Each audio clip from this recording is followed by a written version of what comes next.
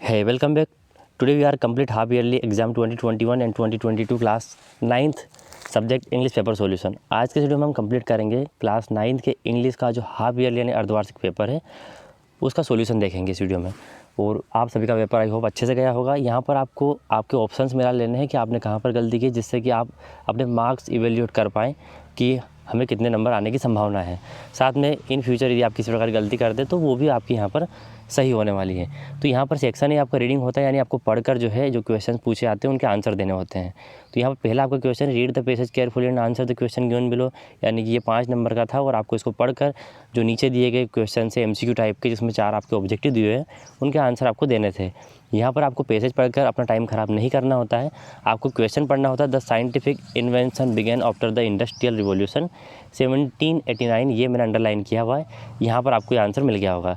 The cabin for the pilot is called the cockpit, यानी जो cabin होता है पायलट का जहाँ पर वो बैठकर एरोप्लेन को चला रहा होता है उसको कॉकपिट कहते हैं। An aeroplane has an engine that is work by petrol, जहाँ जहाँ पर मुझे इनके आंसर मिले वहाँ मैंने ऊपर अंडरलाइन कर दिया जहाँ पर आपको मिले होंगे। Which of the following is the fastest means of transport, यानी यातायात के लिए सबसे तेज़ संसाधन कौन सा है, तो एरोप्लेन है। ये आपको अपनी बुद्धि से बताना था इन सभी में से। We are living in the age of science, ये आपको स्टार्टिंग की लाइन में दिया हुआ है, we are living in the age of science. Okay, ये आपके 5 नंबर हो गए। अब क्वेश्चन नंबर 2 में read the passage carefully answer the question given below. यहाँ पर आप इसको एक बार यदि देख लेंगे तो आपके क्वेश्चन जो सही हो जाएंगे, लेकिन फिर भी आप आसानी से क्वेश्चन पढ़कर उनके आंसर देख सकते हैं। वेयर डिड मेरी earn her master degree from, यानी कि मेरी ने अपनी मास्टर डिग्री कहाँ से प्राप्त की थी, अर्जित की थी। तो master degree and doctorate in physics entered in Sorbonne, तो सोरबोन में जाने के बाद में, यूनिवर्सिटी में जाने के बाद में उन्होंने अपनी डिग्री हासिल की थी। तो university in Sorbonne, option number B आपका सही रहेगा। What was Marie's father a professor, क्या थे मेरी के पिताजी, प्रोफेसर ऑफ फिजिक्स, तो क्या थे वो, प्रोफेसर थे। Marie left Poland and travel to France to enter the Sorbonne, यानी मेरी ने पोलैंड छोड़ दिया और वह ट्रेवल फ्रांस में चली गई, मतलब Poland and travel to France enter the Sorbonne, और वह सोरबोन में रही, वहीं यूनिवर्सिटी से डॉक्टरेट किया। तो क्या उन्होंने कायरता से छोड़ा या फिर स्ट्रेस में आकर, चिंता में आके छोड़ा, तो यहाँ पर लिखा हुआ है सी डेफिएंटली, यानी कि उन्होंने बहादुरी से छोड़ा था, boldly. Marie Curie's doctorate was in which academic discipline, तो फिजिक्स यहाँ पर लिखा हुआ है Marie Curie doctorate in physics, last में मैंने अंडरलाइन किया हुआ है। Write the noun form of the word discover, यानी आपको वो जो वर्ड डिस्कवर है उसका नाउन फॉर्म तो डिस्कवरी हो जाएगा। सेक्शन भी आपका राइटिंग होता है, यानी कि आपको लिखने पर, यानी आपकी लेखन कौशल का आपको ध्यान होना चाहिए। आप जितना अच्छे तरीके से लिखेंगे उतना अच्छा मार्क्स आप अर्जित करेंगे। क्वेश्चन नंबर 3 में कहा गया था read the following passage and make notes on it and also given a suitable title to it, यानी आपको इसके नोट्स बनाने थे, एक सूटेबल टाइटल देना था। तो टाइटल रहेगा इंपॉर्टेंस ऑफ बायोगैस या फिर बायोगैस, बायोगैस भी आपने टाइटल में लिख दिया तो ये आपका टाइटल हो गया। और इसके आपको नोट्स बनाने थे जिसके आपके 3 नंबर थे, वो आपने आई होप बना दिया होगा। क्वेश्चन नंबर 4 में you are Nishi Kaur of studying in government girls higher secondary school, ये आपका नाम है, मोरेना में आप रहते हैं, इस स्कूल में आप पढ़ते हैं मतलब, और आपको एक एप्लीकेशन लिखना है SLD की स्कूल लिविंग सर्टिफिकेट की। या फिर you are RO Parihar residing at N32 Nehru colony Dewas, आप यहाँ पर रहते हैं। और आपको एक लेटर लिखना था अपने पिताजी को requesting him to send you ₹500 for purchasing some books, यानी आपको 500 रुपये उनसे मंगवाने हैं ताकि आप कुछ बुक खरीद सकें। क्वेश्चन ये इन दोनों में से एक कर देते तो आपको 4 नंबर आसानी से मिल जाते हैं। क्वेश्चन नंबर 5 में राइट एन ऐसे on the any one of the following topics in 150 words, यानी कि आपको इन चारों में से किसी एक टॉपिक पर 150 शब्दों में ऐसे यानी निबंध लिखना था।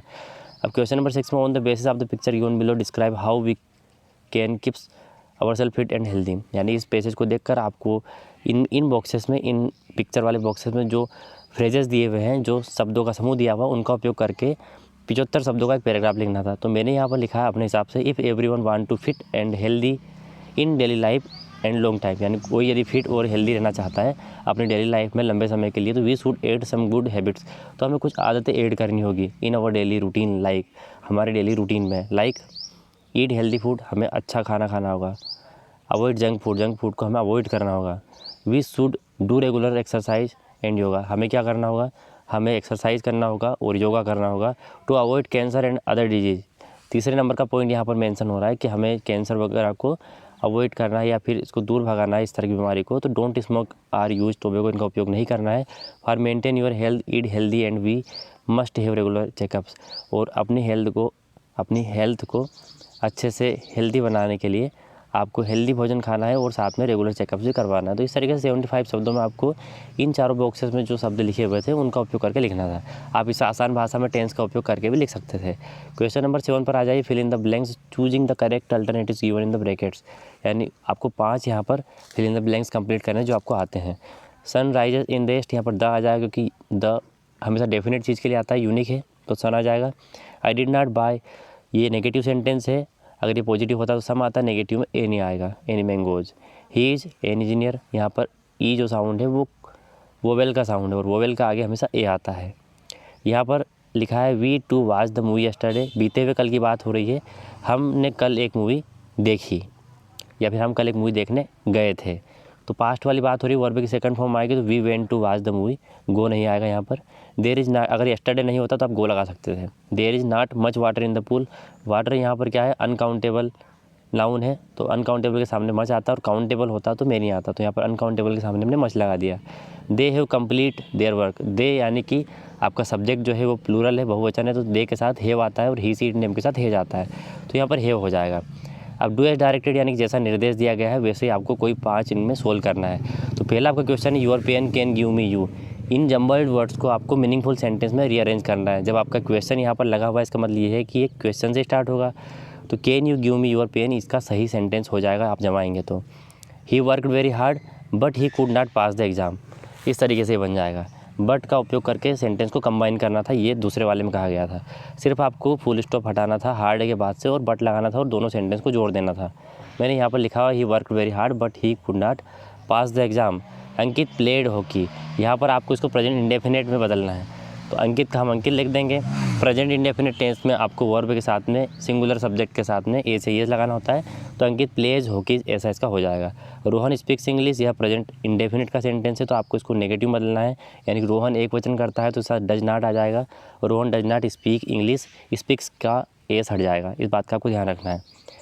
दे वॉक्ड इन द डार्क, अब इसको आपको पास्ट कंटिन्यूस में बदलना है, तो पास्ट कंटिन्यूस की हेल्पिंग वर्ब है वाज वर और वर्ब के साथ में आईएनजी लगाते हैं। They was walking in the dark, इसका सही हो जाएगा। Ajay is ill, he has not come to school today, इसमें आपको कंबाइन करना था सेंटेंस को सो का उपयोग करके, तो Ajay is so, Ajay is ill so, इसलिए वह मतलब सो यहाँ पर इसलिए का अर्थ दे रहा है, तो यहाँ पर इस फुल स्टॉप के बाद so he can not come to the school today, but और ये सो वाला है सेम टू सेम आपका बनना था। सेक्शन सी पर आ जाइए, आंसर द, अब यहाँ पर आपने कितने अच्छे तरीके से अपनी बुक का अध्ययन किया है वहाँ से क्वेश्चन पूछे जा रहे हैं। Where did Tommy find the book, Tommy को बुक कहाँ मिली, इन हिज हाउस, उसके घर में मिली थी।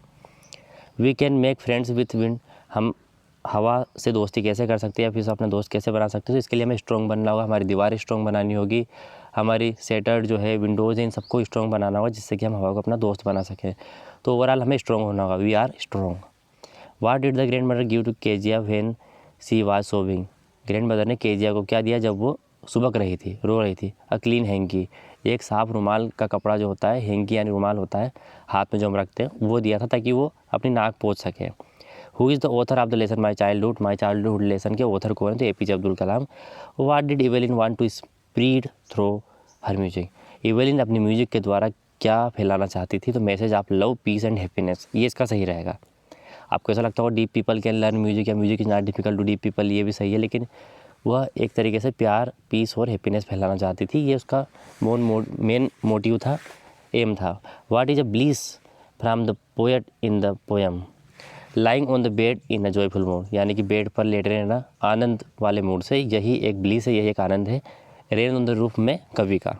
क्वेश्चन नंबर 10 में यहाँ पर एक्सट्रैक्ट दिया हुआ है और यहाँ पर 3 नंबर एक्सट्रैक्ट है और यहाँ पर 3 क्वेश्चन पूछे गए।